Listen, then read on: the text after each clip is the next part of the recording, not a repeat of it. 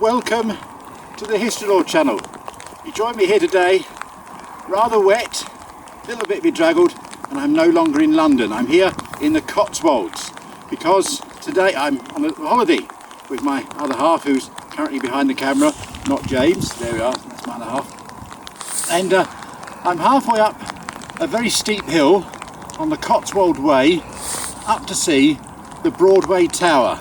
The Broadway Tower was a concept by Lancelot Capability Brown, who was one of the foremost 18th century landscape gardeners, and I thought I'd come and take a look at it. But it's raining, it's a little bit cold, but even so, the views are spectacular. Let's go and have a look at Broadway Tower.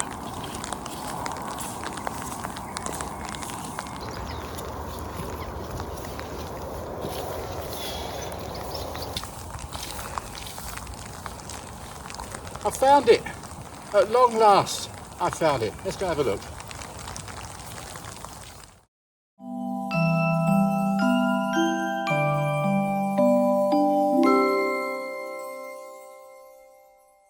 Welcome to London. The tower is an iconic landmark on top of this beautiful Cotswolds hill. It was a brainchild of the great 18th century landscape designer Lancelot Capability Brown. He designed the tower for George William, 6th Earl of Coventry, with the help of the renowned architect James Wyatt, and completed it in 1798. The location for the tower was chosen for its dramatic outlook over 16 counties on a clear day, and was built overlooking ancient trading routes on top of this beacon hill.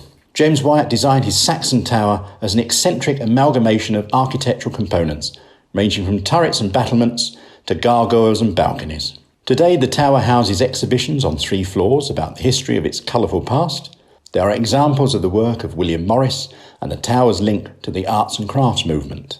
There's also an exhibition of the Royal Observer Corps, who used the tower during the Second World War.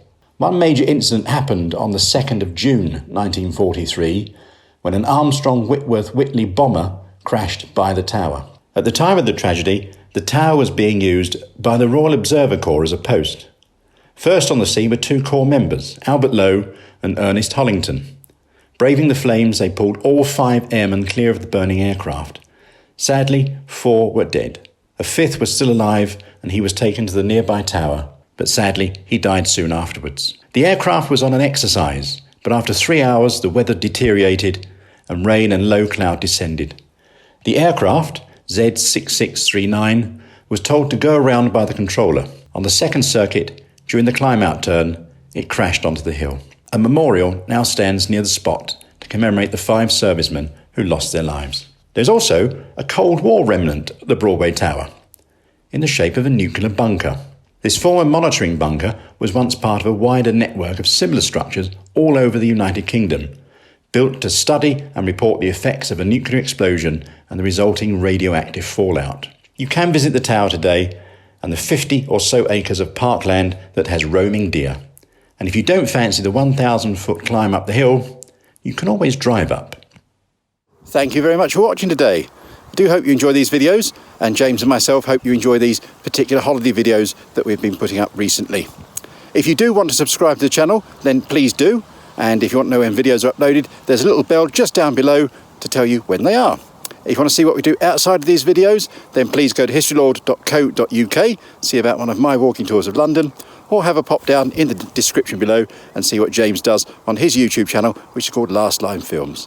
He also does a rather good podcast. Thank you for watching. I'm going to head down the hill now and get out of these wet clothes. Take care, and we'll see you very soon back in London.